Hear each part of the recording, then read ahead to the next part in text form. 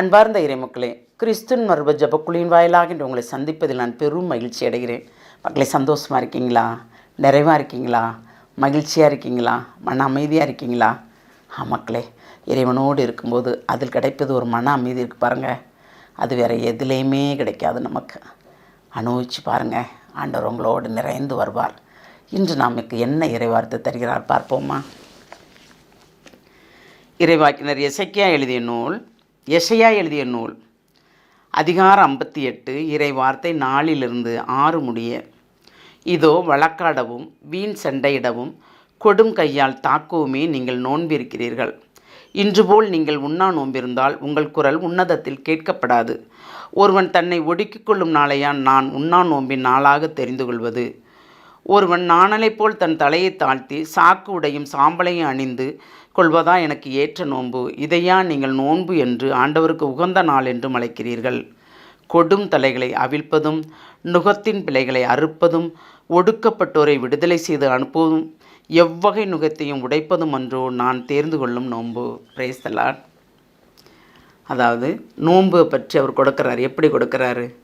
வழக்காடுறோம், தெருவில் சண்டையிடுறோம், பிறர் குற்றம் இருந்தாலும் அதை நாம் நேரடியாக சொன்னால் நாம் தான் சொன்னோன்னு தெரிஞ்சிருங்கிறக்காக வேற ஒருத்தர் மூலமாக அவங்கள தாக்குறோம். அது எல்லாமே அவர் என்ன சொல்கிறாரு? இப்படி செஞ்சுட்டு நான் நோன்பு இருக்கேன் நீங்கள் சொன்னால் அந்த நோன்பு உங்கள் உன்னதத்தில் உங்களுக்கு கேட்கப்படாது, விண்ணகத்தில் அதெல்லாம் கேட்கப்படாது, அதெல்லாம் தடுப்பு சுவர் போல் இருக்கும் அப்படிங்கிறாரு. ஏனென்றால் இப்பொழுது நாம் இருப்பது நோன்பு போல் இருந்தோம் என்றால் அது வெறுமையான நோன்பு, நமக்கு சார்ந்தது அல்ல. அவருக்கு உகந்ததாக நாம் பிறரை கொடுமைப்படுத்தாமலும் பிறருக்கு தீங்கிழைக்காமலும் இருந்தால் அது நோன்பு. அதாவது விதவைகள், கைவிடப்பட்டவர்கள், அனாதைகள், ஆதரவற்றவர்கள், ஆடையற்று இருப்பவர்கள், அவர்களுக்கு நம்மால் என்ன முடியுமோ, தகுதிக்கு மேலே யாரும் கேட்கலையே, உன்னை செய்யணும் ஆண்டவர் சொல்லலையே, நம்மிடம் இருப்பதை கொண்டு பகிர்ந்தளிக்க சொல்கிறார். அப்படி பகிர்ந்தளிக்கும் போது அது கண்டிப்பாக ஒரு நிறைவாக இருக்கும். அப்படி அந்த பகிர்ந்தளித்து நிறைவளிப்பது தான் உண்மையான நோன்பு என்று அவர் எடுத்து சொல்கிறார். நம்மளை ஒடுக்குவது நோன்பு அல்ல, பிறருக்கு அளிப்பது நோன்பு. பிறரை சிறுமைப்படுத்தால் இருப்பதே நோன்பு. அப்போ ஒவ்வொரு நொடிப்பொழுதும் நாம் என்ன செய்கிறோம் என்பதை கண்ணும் கருத்துமாக அவர் உற்று நோக்குகிறார். காண்கின்ற தேவன், தந்தையாம் இறைவன் நம்மளை உற்று நோக்கி கொண்டே இருக்கிறார். நாம் எந்த நிலையில் இருக்கிறோம், எப்படி இருக்கிறோம், எந்த வகையில் பிறருக்கு உதவியாக இருக்கிறோம், எதை செய்ய நாம் விரும்புகிறோம், எதை செய்து கொண்டு இருக்கிறோம், எல்லாமே அவர் அறிகிறார் இல்லையா? அப்போ அந்த அறிதல்லையும் புரிதல்லையும் நாம் என்ன கற்றுக்கொள்கிறோம்? அவர் நம்மளை இடுத்திறக்கவும் செய்கிறார். ஆமாம், ஏனென்றால் நல்ல ஒரு தந்தை நம்மளை நாம் தவறு செய்தால் நம்மளை கண்டிக்கிறார். அப்படி கண்டிக்கும் போது நாம் அதை ஏற்றுக்கொள்ள வேண்டும். அப்படி ஏற்றுக்கொள்ளும் போது தான் அதில் நமக்கு ஒரு நிறைவு இருக்கிறது. ஏனென்றால் அந்த குற்றத்திலிருந்து நாம் வெளியே வந்து விடுவோம் அல்லவா?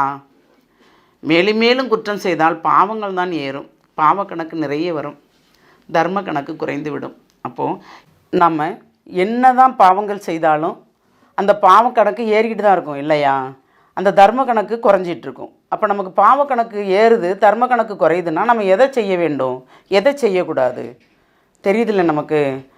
கடவுள் நம்மளை உற்று நோக்குகிறார், ஒவ்வொரு நொடி பொழுதும் நம்மை காண்கிறார். அப்போ நம்ம காண்கின்ற போது நாம் என்ன செய்கிறோம் என்பதை தெளிவுபடுத்த வேண்டும். இந்த இறை சிந்தனையோடு ஒரு விசை சிந்திப்போமா? எல்லாம் வல்ல இறைவா, ஆமாண்டவரே, ஒவ்வொரு நேரமும் எங்களுக்கு ஒவ்வொரு விதமான இறைவார்த்தையை கொடுத்து எங்களை தெளிவுபடுத்துகிறீர். நாங்கள் எப்பொழுதும் நன்மையே செய்து நன்மையே நாடும்படி எங்களை நீர் ஆசீர்வதியும் ஆண்டவரே. எதை கொண்டு வந்தோம், எதை கொண்டு போக போகிறோம் என்பது எங்களுக்கு தெரியவில்லை ஆண்டவரே, ஆனால் உமக்கு தெரியும் ஆண்டவரே. அதனால் நீர் எங்களை காண்பதால் ஒவ்வொரு நொடி பொழுதும் எங்களை கண்டு எங்களை நிறைவுபடுத்துகிற அந்த கிருபைக்கு நன்றி. எல்லாம் வல்லவரே, உம்முடைய கரத்துக்கு கீழ் எங்களை முழுமையாக ஒப்படைக்கிறோம். நீர்தாமே எங்களை நிறைவாக வழிநடத்தவும் எங்களை ஆசீர்வதிக்க வேண்டும் என்று உம்மை இறைஞ்சி மன்றாடுகிறோம். எங்கள் ஜெபம் கேட்கும் நல்ல பிதாவே. ஆமேன், ஆமேன், ஆமேன்.